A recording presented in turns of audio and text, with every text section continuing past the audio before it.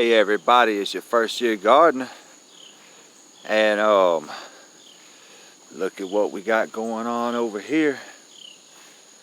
We got our new and improved rain drain, which has got a good place for the water to flow now, and is extended on out, so hopefully we don't have no water cutting across the garden through the middle right here.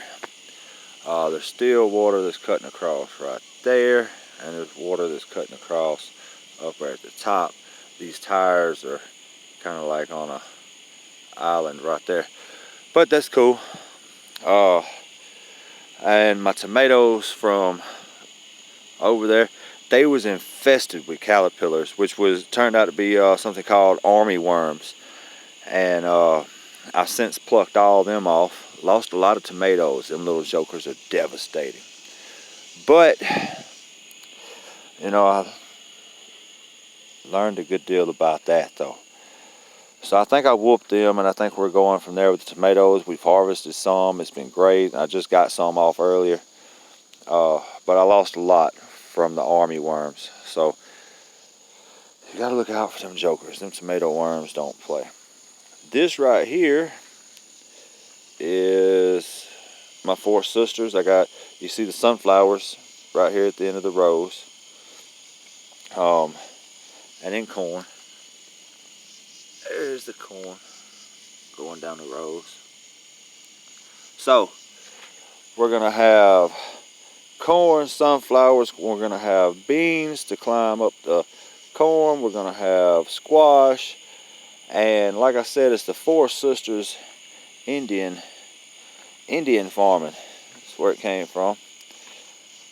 I got marketmore cucumbers in the ground right there, waiting for them boys to pop up. They ain't came up yet, so that's cool. We're gonna trellis them over there. That's awesome. Right here we got some cold crops that's gonna go down. I'm just trying to prevent the weeds right now, preventing weeds over here as well. That's what that is. Got some all sweet watermelons. I'm using the mound technique for these, so we'll see how that works out. All sweet watermelons. A lot of them didn't take. That surprised me. But I've got the jack-o'-lantern pumpkins down here, and I had about a 90% germination rate on these bad boys, and they germinate super fast too, super fast.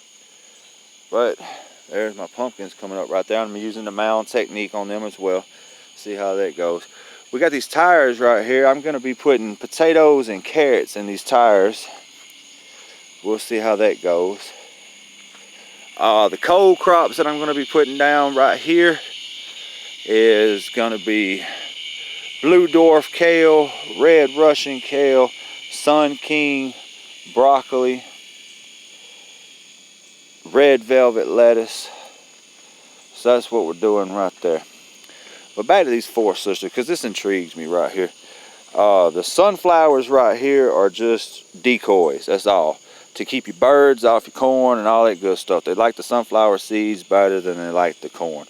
So that's awesome. That's a decoy. That's one of your sister.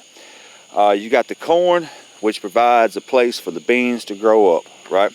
You got the beans, which pulls nitrogen and puts it into the soil to feed the corn and the squash. And you got the squash, which provides sharp leaves to keep any animals back, and big leaves to shade the ground so no weeds will grow. So that's pretty awesome. So I look forward to seeing how that goes. What I'm gonna do is probably take 2 beans per plant. They say you can use up to 4 or whatnot, but I'm probably just gonna do 2 per plant. I don't even think I have that many for real. I'm just gonna plant what I got and go with that. I got plenty of squash seeds though, and I'm gonna put a squash in between each corn plant and let that roll. See how that does. But yeah, I may have to go buy some more beans just so I can plant it out. I want to plant it out. we'll see how that goes. So look forward to it. There's gonna be a lot of fun. A lot of fun. And I'm just using this like in between where I'm not growing at. Like I'm not growing nothing right there. I'm gonna put the tarp down over there next. I'm gonna put the tarp down right here. I'm just gonna use that to go ahead and kill the weeds out. I'm not in no hurry for none of this right here or none of that over there. I'm not too concerned with it, but I will be planting right here in the next month. I don't have no cucumbers up yet, but then again, it's only been a couple of days. The longest thing that it took to germinate out here was the watermelons, which I just had one pop up like yesterday. So it's like 9 days for the watermelons to all pop up like I wanted to. And like I said, the germination rate on them wasn't very good. Wasn't very good at all. I had a very successful germination rate on my corn. Pretty successful germination rate on my sunflower seeds. And a damn near perfect germination rate on my pumpkins. We'll see how my Marketmore 76 cucumbers turn out. I don't know if I'm going to have enough time to harvest the watermelons. It's really more of a learning experience for me right here. I might have planted a little late, but I had so many complications out here with this little plot of land right here, and we moved over here kind of late, and so it took a while to get everything going. A lot of hard work went into this.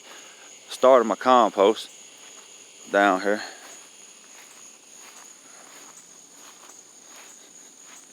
Oh, this is going to be a long-term compost. We'll get that flipped over, get everything going right there.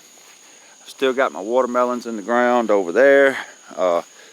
They should be done here in the next week or two and be done with that. But anyway, that's what we got going on over here for your first year gardener, putting in a fall crop. Can't wait. It's gonna be great.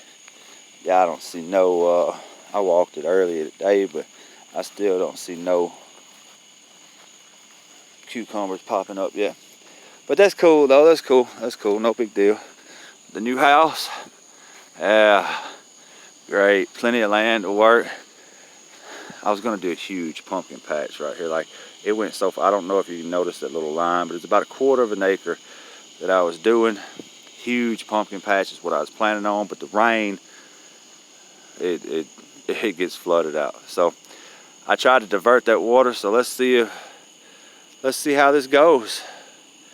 I've never grown any of this stuff before, so it ought to be pretty awesome. This is your first year gardening, y'all. Have a good one.